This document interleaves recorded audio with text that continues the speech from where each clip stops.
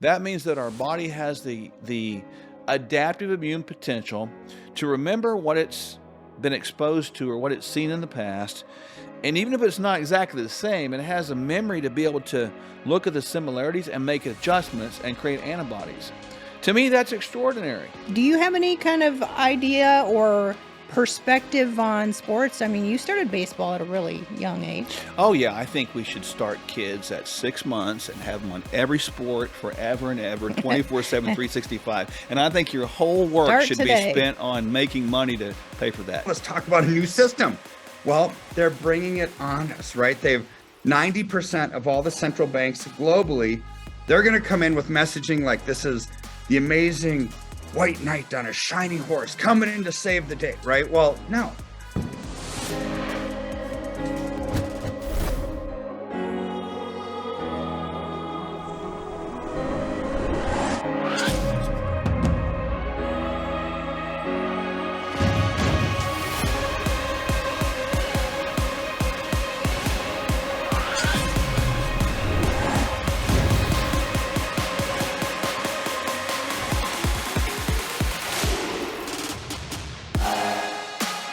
I've been reading in the Lancet and in other journals how experts have started to do this U-turn on natural immunity. And we've kind of always believed that the body, you give it what it needs, it can heal itself, and it's well armed and has this wonderful immune system that has the ability to fight infection.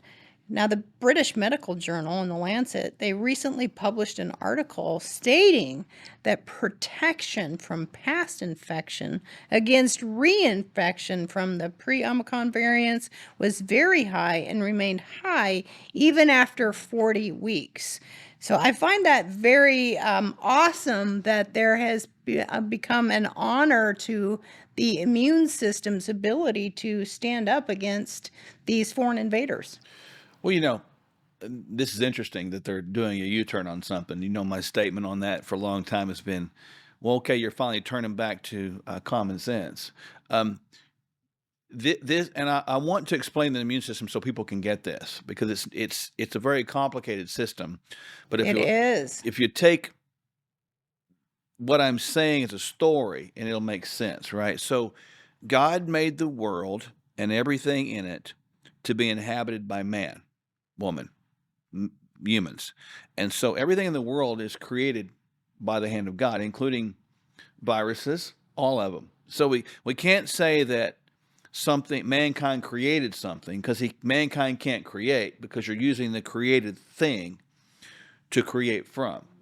Okay, so our immune system is really this intricate, detailed military of Army, Navy, Air Force, Marines, Coast Guard, Space Force, internal, covert, overt operations, and even its ability to sense intruders, like border security.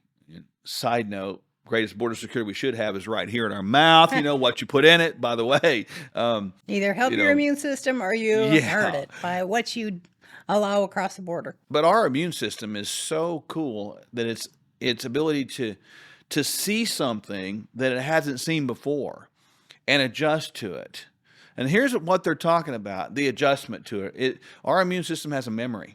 In other words, this has been shown, with SARS-CoV-1 back in 2003. We didn't have the media push around this and vaccine push around that one for a lot of different reasons. But they were able to show people that had a SARS-CoV-1 antibody. They exposed the brave souls to the SARS-CoV-2 antibody or SARS-CoV-2 virus, what we're talking about here. And they found that they were able to adapt and create antibodies to that based upon the similarities of SARS-CoV-1 and SARS-CoV-2. So what does all that mean? That means that our body has the adaptive immune potential to remember what it's been exposed to or what it's seen in the past.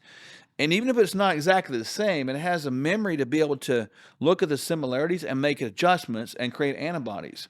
To me, that's extraordinary. But that's something we probably already knew or should have known, right? Well, I think we have learned that through all of the time with science and medicine. And thank the good Lord that we have come as far as we have with science and with medicine that we have the ability to understand the body's Yeah. capabilities.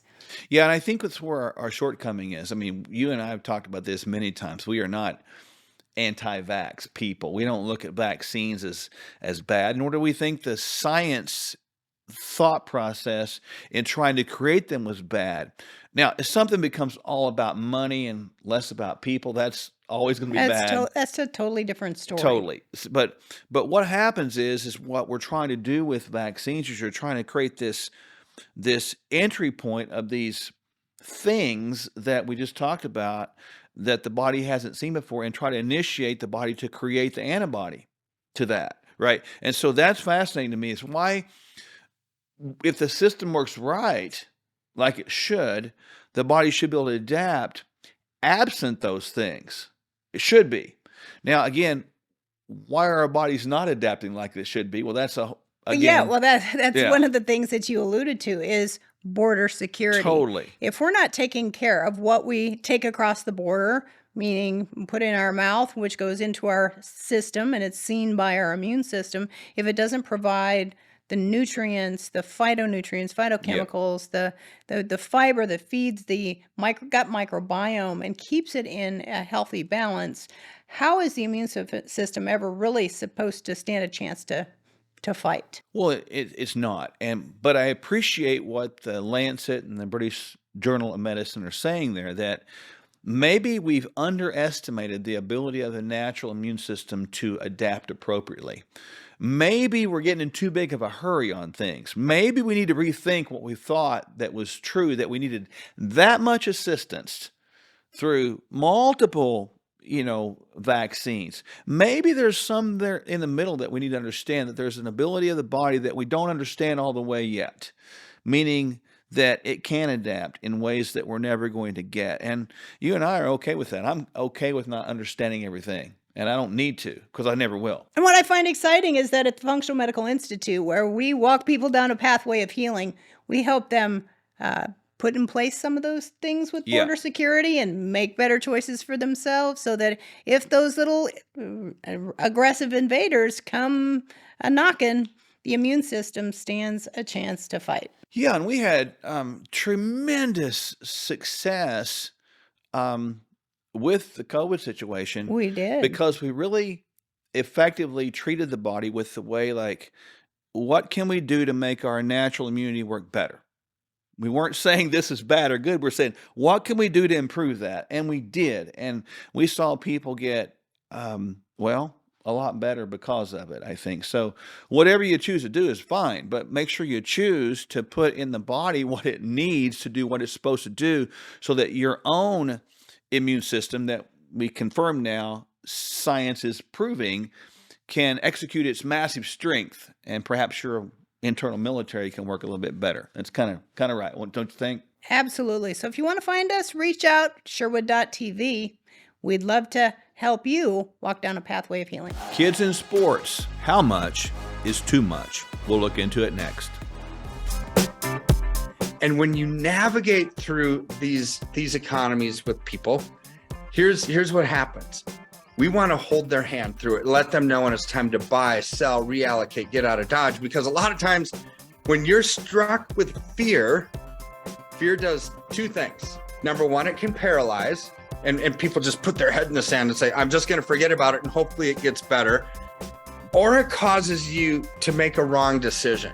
And this is why we are here, is to help people navigate through the political quagmire nonsense that's going on, the economic malaise, and the absolute collapse that we're seeing. And when our freedoms are eroding, our political freedoms, our economic freedoms, our personal freedoms, our religious freedoms, our health freedoms, they're all tied together. But you know what doesn't need to erode with that? Our finances. KirkElliottPhD.com/Sherwood. Hey friends, you already know the answer to this, but we'll ask you anyway. If you stay away from your favorite junk food for a month and then go back to supersizing it, will your health improve? Well, that's the thing about change. To change, we have to be as consistent as possible. And when we go back to an old habit, it's not the end of the world. We just get back at the new habit. Before you know it, real transformation is evident to you and others. That's why we offer a bunch of helpful bonuses when you subscribe to Kingdom Fuel. Kingdom Fuel is our complete nutritional meal shake. It's the simple start to a transformed life, and we'll auto ship every month so you don't run out. You'll receive 2 free shaker cups, free access to our video courses, and a monthly call with us filled with practical inspiration. Just see the link below or on your screen and subscribe today.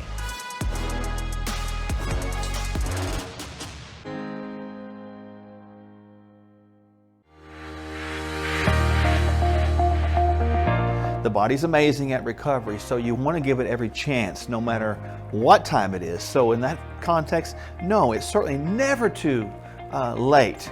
You're never too old to start trying to be healthy. No matter where you are in terms of your health, that you can turn this around. It's never too late to start a wellness program, and it's never too late to reach your healthcare goals. There's an old adage, and I'm not sure where it came from, but I really do like it. And they say the best time to plant a tree is 20 years ago. The second best time is today. We just want people to hang on to hope. We are hope dealers. And if you are not paying attention to the 4 foundational pillars of health, physical, emotional, intellectual, and spiritual, eventually it is going to catch up. If we get all those 4 areas right, and we do it right, we see a dynamic occur in the middle called wellness, and that's where people get better. Their health is really going to return as a side effect of wellness.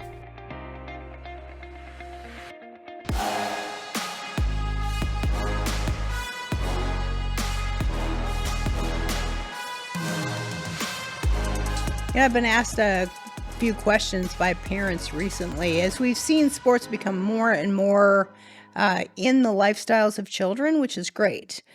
But then I have parents asking me, how much is too much? How young is too young? What becomes the balance with parents and families? And, they're going from not just cheer, they're going gymnastics, and they got to play pole vaulting, and then they got to do track and baseball, and the list goes on. Do you have any kind of idea or perspective on sports? I mean, you started baseball at a really young age. Oh yeah, I think we should start kids at 6 months and have them on every sport forever and ever, 24/7, 365. And I think your whole work Start should today. be spent on making money to pay for that. No, really. I remember playing t-ball, and I was probably 7, something like that. And starting at that age is late today. I mean, today kids are starting at 3 or younger. and then there's all this push or emphasis on it. And I can tell you this, there's some benefits to that, and there's a lot of liabilities to that. And the liabilities I don't think people think about, but benefits, obviously, children being involved in team sports where it's not about, there's a dependence on you to do your job. And it's not all about you as a lone person. I think teamwork is good there. I think understanding that your coaches should be respected. In other words, people in authority, respect them. And I think probably too, activity, being better shape today we've talked about this before with obesity in children being today, like 1 in 4. Yes, getting them moving is better than sitting at the TV or You the bet. Xbox playing without moving. Yeah, and I think learning to win and learning to lose and handle both with respect and dignity and honor is a good thing, So these are good things you get from it, but what I see today, the downside of it is it stresses the parents out so much that it sort of catastrophically destroys their own health. I've seen that before. What am I supposed to do? I'm taking little Johnny these things, and all I have is fast food. I'm thinking, well, you're creating that. What is that tone setting for little Johnny with little Johnny as he becomes Daddy Johnny and Husband Johnny, and what's he going to do with his kids or her kids? I mean, it becomes a problem over time. And how many people are, get right down to it, are they doing that so that little Johnny gets an athletic scholarship or becomes professional? Because, look, that window is about that big. And 1 in what, 1 million or something like that? It's like not effectively the best goal to have, although I appreciate what athletics has done in my life in helping me work through those things, those benefits. today, I have a huge question about if that's wisdom to start your kids that early, and if that's wisdom to let little kids do everything that they want to do. And because right now we're not seeing that effectively play out towards good work product, right? The workforce, we're not seeing it played out with good health either, really, today. So we definitely, when we're putting kids in sports, we want to maybe make sure they're doing 1 or 2 activities and not all of them. We want to make sure that it's likely not destroying the family unit. That's right. That we're not just running and gunning and not taking time as a family. It also sounds like the excessive amount of engagement in activities for the young can destroy the nutritional intake of the young if we're just going through the drive-through to continue to get somebody to the next event without taking time for our health. Yeah, and I've seen this before, this story play out where, the parents are split up. You're taking them one way and I'm going in a different direction, and we don't see each other except maybe in passing on a Sunday morning sometime. And I've watched the relationship between husband and wife get fragmented and destroyed by that. And I've seen this a lot too with little Johnny. I'm using little Johnny as an example. That little boy's busy in everything, by the way. He's busy. He's a busy boy. They're active, and the metabolism in a child is different from adults. So, little kids eating fast food may not show physical effects of disease processes, although they're getting them earlier today. But you're seeing the parents suffer, and they end up in our office. They're wondering, what do I do? Because I'm running, I'm stressed out, I'm not getting sleep, and their health is getting horrific. And we've seen that happen with men and women, haven't we? We certainly have. So I think the balance is choosing a couple. Yep. Sports per child, making sure that the parents' lifestyle stays intact, and making sure that the parents are able to help that trickle down to the child so the child doesn't actually end up burnt out. Well, and from a parent standpoint, and probably it goes into personal standpoint, there's benefit to saying yes, but there's equal benefit to saying no. And sometimes we say yes too much because we don't want to deal with the backlash of saying no. And that's to our kids. But sometimes the greatest lesson they can learn is how to handle no. And no is the best answer many times.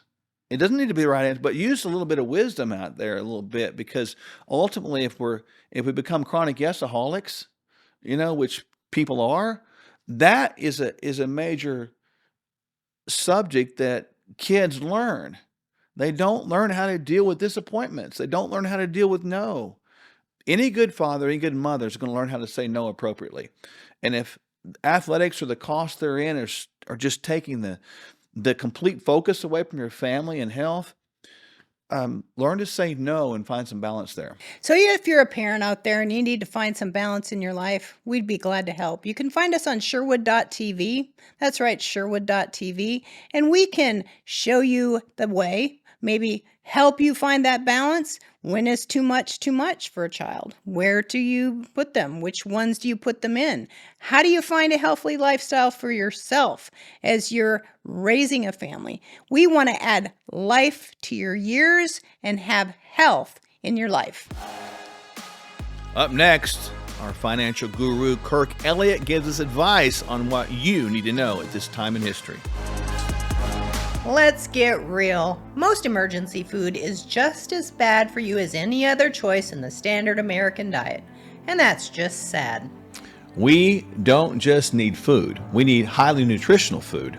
We don't just want to survive food shortages. We are meant to thrive in adversity.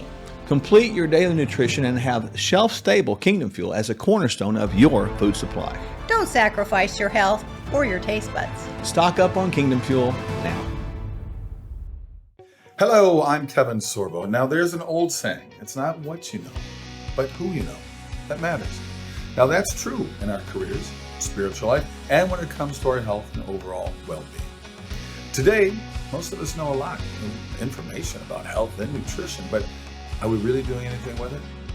So here's what I've learned from working with Doctors Michele and Mark Sherwood. They're the founders of the Functional Medical Institute. You need a wellness plan that's customized based on your unique needs. Now remember, real change can only happen when you address the whole person. That is exactly what Mark and Michele do, and why they are people you should know. They'll help you discover what you need to experience transformation.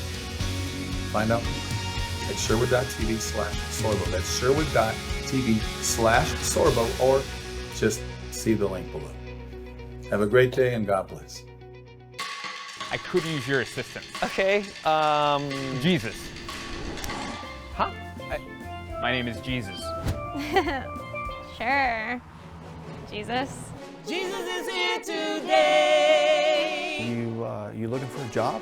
Yes, sir. You and Mark have 45 days before the bank forecloses. Not to worry. They do not call me, by God, Byron, for nothing. The collection plate starts to be passed around. Mark reaches into the basket and shouts, "You and your family are the winner from the first church of the lotto."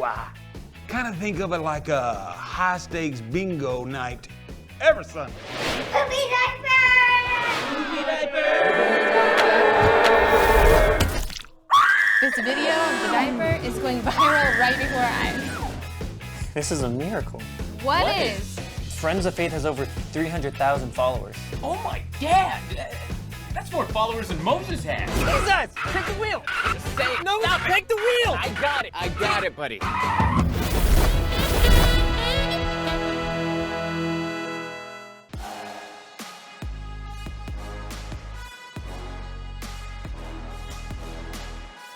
Hey, Mark, it's great to be with you again. And we've all been talking about the globalists and their plans for a big global reset and what that means for a long time now. Well, starting on January 16th, for 1 week, they were all meeting the G7, the G20, the IMF, the World Economic Forum.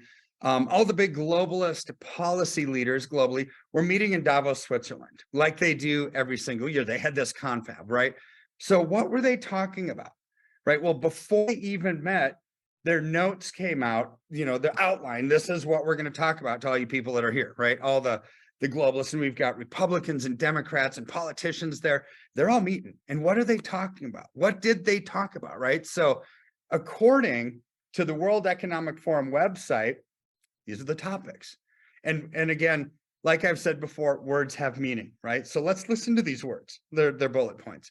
They're going to address the current energy and food crisis in the context of a new system for energy, climate, and nature. They're going to address the current high inflation, low growth, high debt economy in the context of a new system for investment, trade, and infrastructure. Address the current industry headwinds in the context of a new system for harnessing frontier technologies for private sector innovation and resilience. They're going to address the current social vulnerabilities in the context of a new system for work, skills, and care. And they're going to address the current geopolitical risk in the context of a new system for dialogue and cooperation in a multipolar world. It's like, what's all this talk about a new system?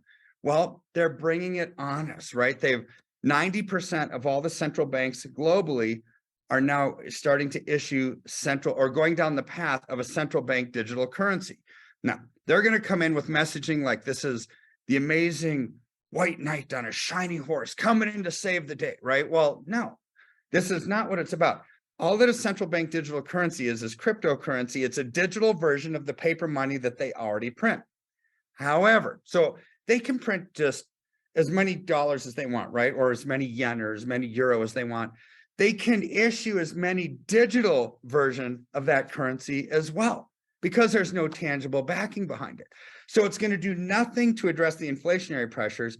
But here's the deal, Mark. For, the old saying, never let a good crisis go to waste. Okay. Nobody would want a system where your digital social profile, what you spend money on, what your religion is, who you donate to, what church you give to, what political party you give to, how you spend your money, have you been vaxxed or not vaxxed, right? All of this is part of our digital social profile. And if they don't like it, because it's programmable money, they have the authority to shut off your ability to buy or sell. This is what a digital social profile attached to a central bank digital currency does. So when they're talking about a new system, this is the system they're talking about. How do I know that it's not some other system? because and further on in their notes, they talk about how this is going to be a new normal, how they have to talk about a global coalition for digital safety because there's big efforts that we need to tackle here. They need to talk about applying human rights to the digital world. Why? Because they know that their system is going to strip away our privacy, our freedom, and our rights. And so they need to talk about how are we going to tackle this when we're going to have a ton of opposition from stripping people of their freedom and their privacy completely. So this is what's going on politically. And all of our investments, Mark, are a combination of some puzzle pieces.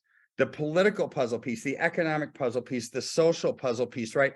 They all get put together. And this is what I do and what we do at our firm is put those puzzle pieces together and strategically put together a system to get out of the path of this hurricane and safely reallocate to get out of the system where you're not just a digital number, where your programmable money can shut you off from buying or selling, right? So how do you do that? With tangible assets like gold and silver that not only have we talked about in the past how they're great investments, I mean, they're booming, but they're also in this respect, also instrumental in protecting your religious freedom, your personal freedom, your political freedom, your economic freedom, your health freedom, because it's private. They're private transactions. So call our office. You know, Mark, you and I talk a lot about this, and every one of the viewers should give us a call because we can strategically map out. It's a free consultation, your strategy for success so you can thrive. And all you have to do is go to kirkelliottphd.com/Sherwood, or you can just give our office a call, 720-605-3900, and say Dr. Mark sent you. Let's get real. Most emergency food is just as bad for you as any other choice in the standard American diet. And that's just sad. We don't just need food. We need highly nutritional food. We don't just want to survive food shortages. We are meant to thrive in adversity. Complete your daily nutrition and have shelf-stable Kingdom Fuel as a cornerstone of your food supply. Don't sacrifice your health or your taste buds. Stock up on Kingdom Fuel now.